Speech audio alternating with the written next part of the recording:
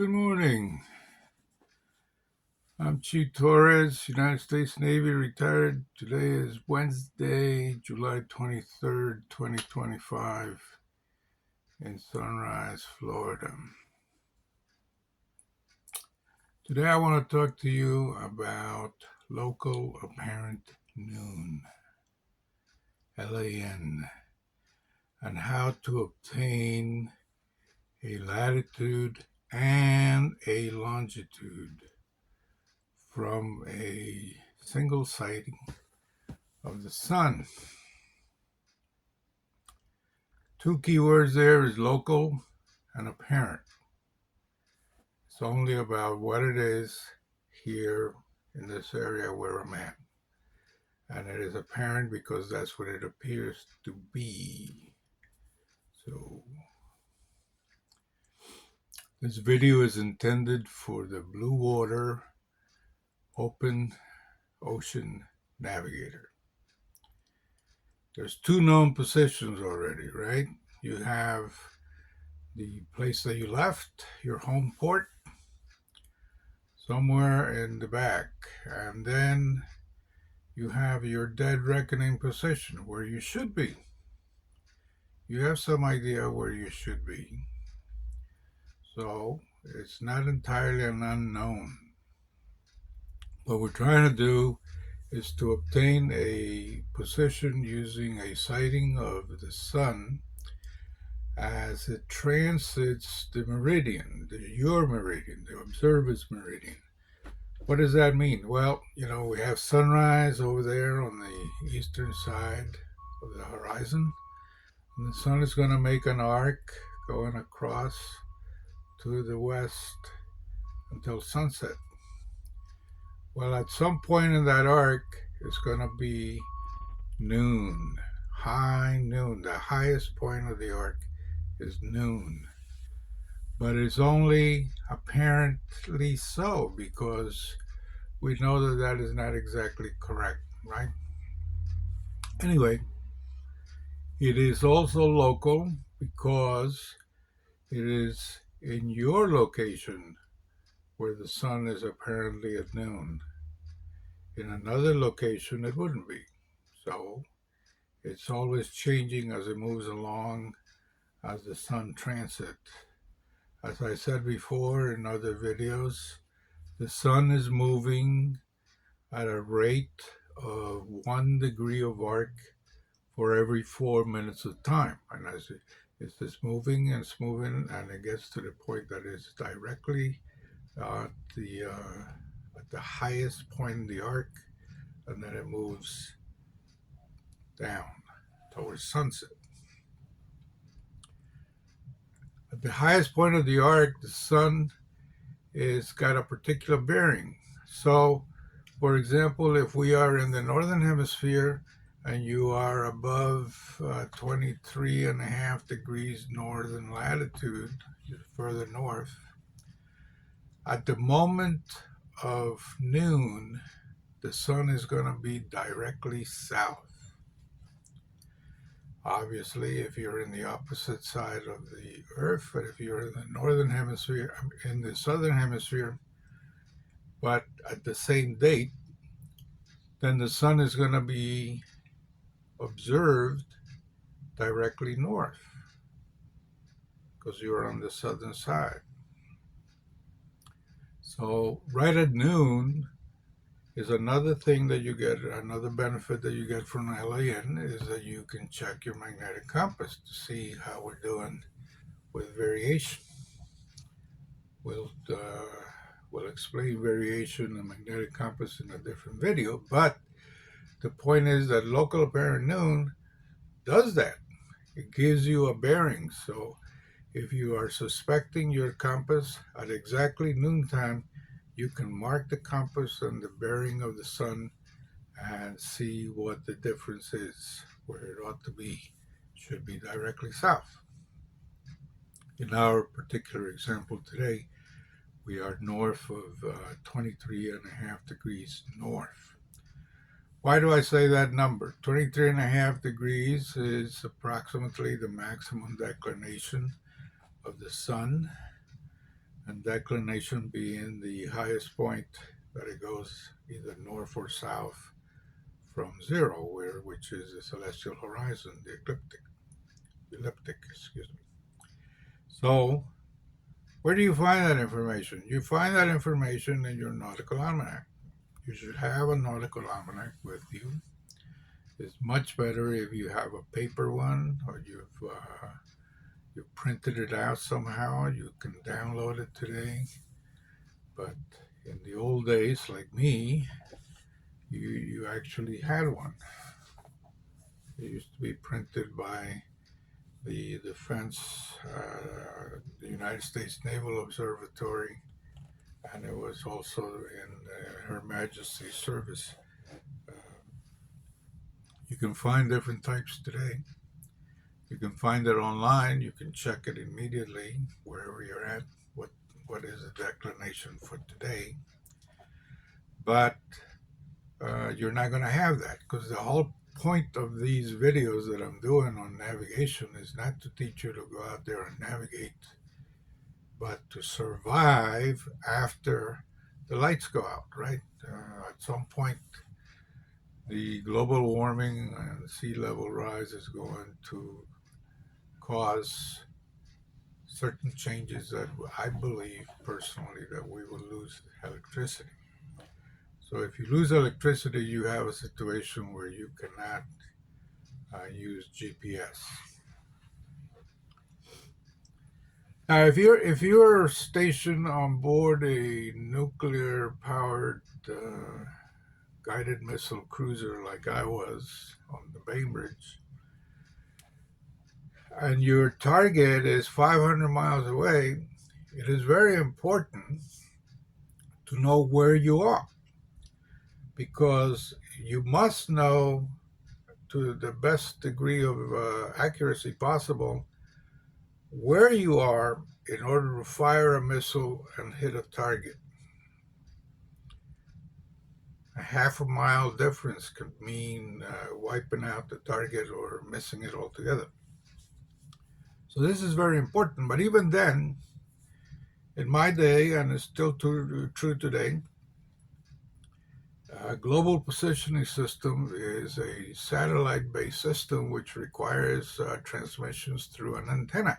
So the ship has an antenna, and it's somewhere out there, placed somewhere on the ship, and you must know the exact location of that antenna above the water. Bottom line is that you know where even GPS will give you the position of the antenna, not where you are. You could be 30 yards away from the antenna.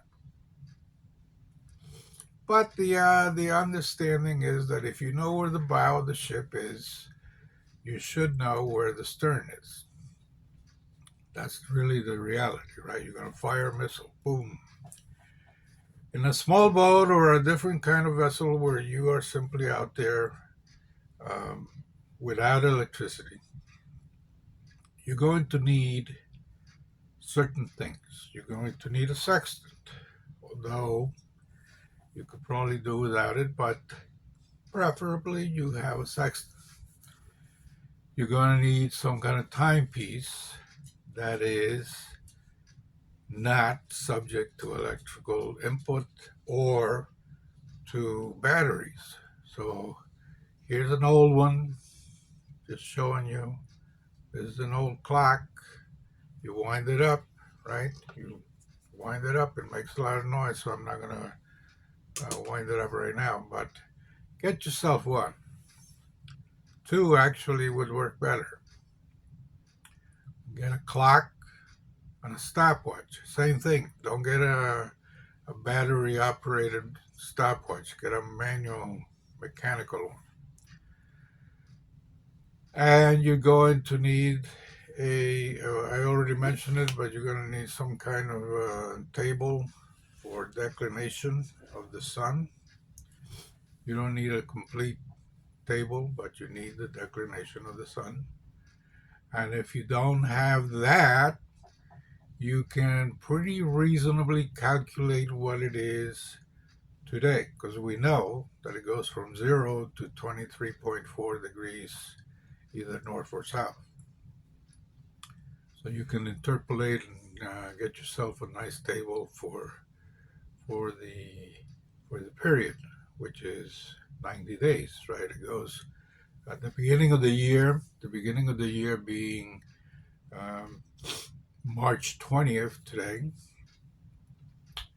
in this year, I mean, as the sun has transited.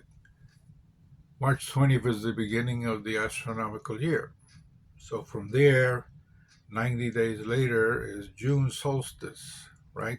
So it begins at equinox, called the vernal equinox on March, and it goes to June solstice, which is the 20th or 21st of June, and that is the highest declination, which is 23.4 degrees north, approximately. And then it goes down gradually to the autumn equinox in the northern hemisphere, which is around September 20th. And then it goes south declination to December 21st or 20th, somewhere in there. It's actually is transiting in such a way that is very close in the evening hours. And then it continues and it goes back to March, and you have the complete revolution around the sun, and you have 1 year. This is the astronomical year, just one sentence. But where you are in the middle of the ocean depends on where the sun is on that year, which is a apparent motion, right? Because the sun is right here, and it is the Earth that is revolving on this orbit around it. But apparently, it looks like that's where the sun is. That it is the sun that is transiting from east to west on your arc. And you're going to measure how high it is at noontime. Local, apparent, noon. What time? It's important because the time is in reference to something else. Today we use Greenwich Mean Time. So you have a clock that is set to Greenwich Mean Time, and depending on where you are in the ocean, you have a difference, right? Where you are, noontime is actually going to be a determined period of time, which is hours and minutes away from Greenwich. Greenwich is there because that's where they originally started, right? That's the guys who had the opportunity to create the system did so in Greenwich, England. So it's called the Greenwich Meridian. So that is 0. Opposite side of the world. Here you have always should have one of these. On the opposite side of the world, you would have the international dateline. Always have a globe.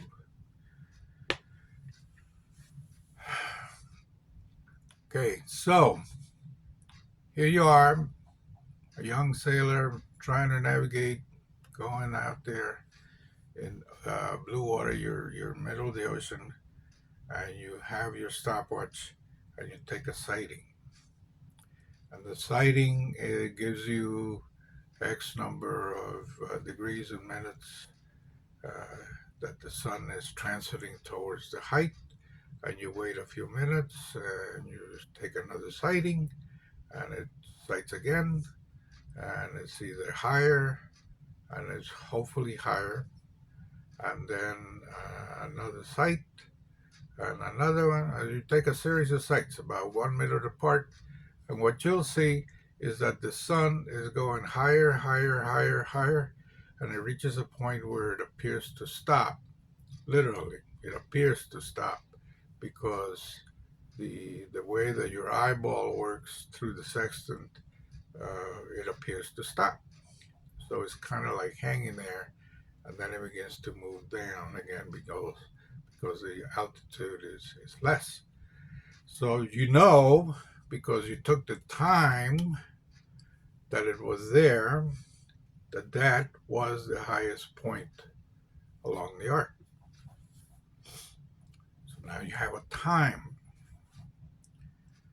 So you have a height and a time. So you take your height and you go into your calculation table, and you compute this based on what is the sun's declination on the particular date that you're doing the sighting. And then you go through your manual calculation on a piece of paper, which is not a big deal. It's very simple, and it gives you a latitude line. Very accurate latitude line. There's going to be degrees, minutes, and tenths of minutes, which is easily convertible to seconds, right? And then you move on, and I said that you can also get a longitude out of this. Well, where does the longitude come from? The longitude is something that comes from your time. If you have an exact example would be the exact difference between Greenwich Mean Time and you is 4 hours. 4 hours, exactly. Well, that means that you are at exactly 60 degrees west longitude because it's later. So it's already, you're starting here as noontime, and noontime actually happens according to your clock. It's actually 12:30, but in Greenwich is X number of hours, right? Boom. And here it is, 4 hour difference. So you can calculate if it's exactly 4 hour difference, then it should be 60 degrees west, because 1 hour is equal to 15 degrees of arc. So 4 hours would be 15, 30, 45, 60. This is where you are. You are at 60. Okay, so you're not closer to Greenwich. You're not further away from Greenwich. You're at exactly 60 because that's the time. The time gives you the longitude. If it is, on the other hand, 5 hours, then you know that you're further west. So it's another hour. And that other hour means that you are exactly at 75 degrees west longitude. That's all it is, a time to arc calculation. So what is it? Is it 3 hours and 47 minutes and X number of seconds, whatever it is? You convert that time from arc to time and time to arc using what I just said at the beginning. 1 degree of arc is equal to 4 minutes of time, and you can get down to the exact time that you took the sighting and calculate how many degrees, minutes, and seconds of arc you are from the standard. So the standard being that it's Greenwich. Okay. But the guys in Greenwich did this completely arbitrarily. There was nothing. So they said, well, here we are. So we're going to start right here, local. And it is apparently noon because it looks like that's the highest point of the arc. So we are at 0. So they made themselves 0. The Greenwich meridian is 0 degrees longitude. And you go east and you go west from there. But what if none of that exists? And you are off the east coast of the United States. The world has ended as we know it today, and you have survived, and you have yourself a nice boat, and you're going out to sea, and you're going to go fishing, and you're going to bring home to your village and your new society, whatever, you're going to fish. Why? Because you know where the fish is. You know where the fish is. We know exactly that. You go back to Newfoundland, right? No, they're off the banks and fish to your heart's content. And how do you know where you are? Well, it's not all dead reckoning. You can go out there and you take a sighting and you got your calculations based on your nautical almanac, which you create by doing the interpolation that I just referred to. If you are at 0 at equinox and you are at 23.4 at solstice, 90 days. So for each day, you can break it down where it ought to be. And for every day, every 12 hour, every 6 hours, you can get down pretty nitty. Okay, you can calculate this. You don't need a book. You can do it.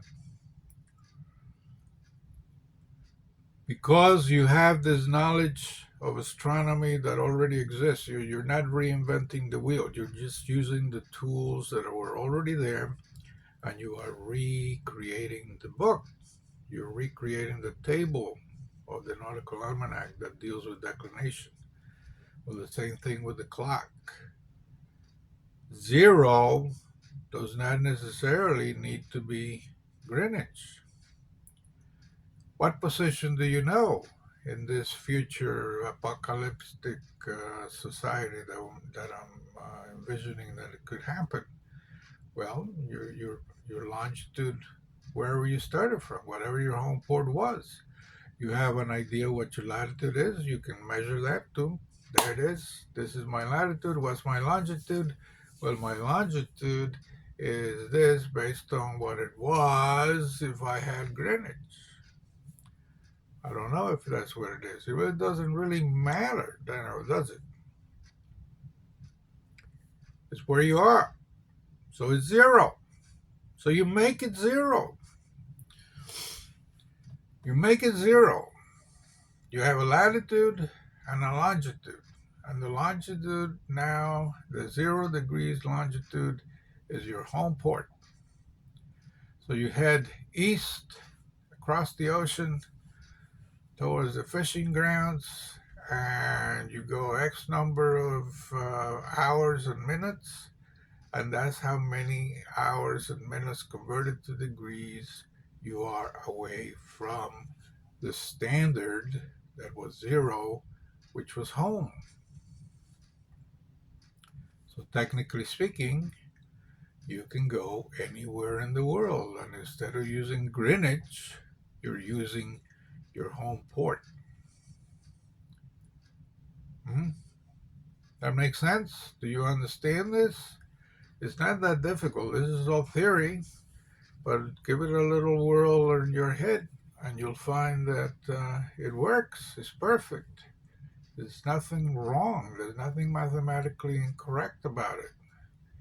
You are doing the same thing that scientists in the past did.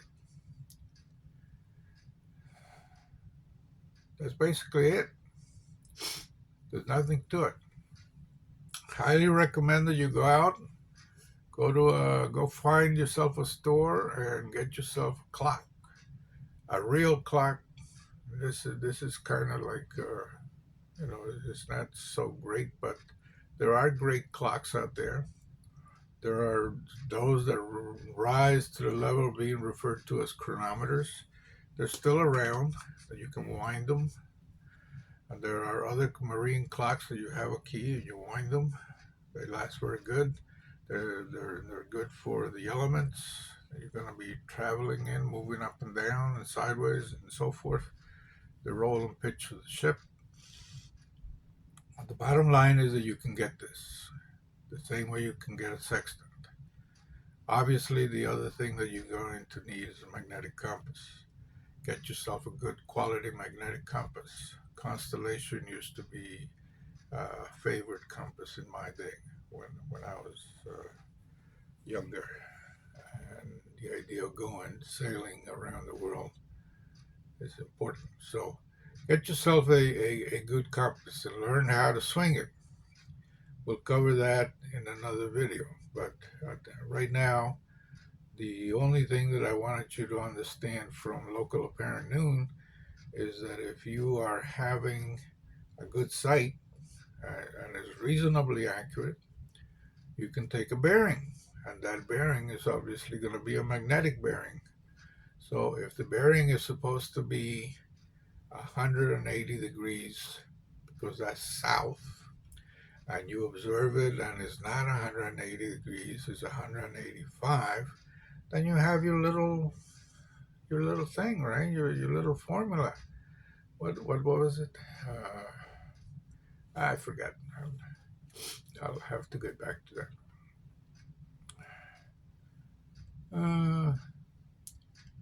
No, it's a good one. East and west.